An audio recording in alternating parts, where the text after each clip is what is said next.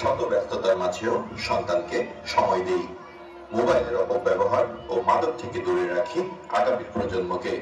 প্রযুক্তির সঠিক ব্যবহারের মাধ্যমে এগিয়ে নেই আমাদের স্বপ্নের সোনার বাংলাকে।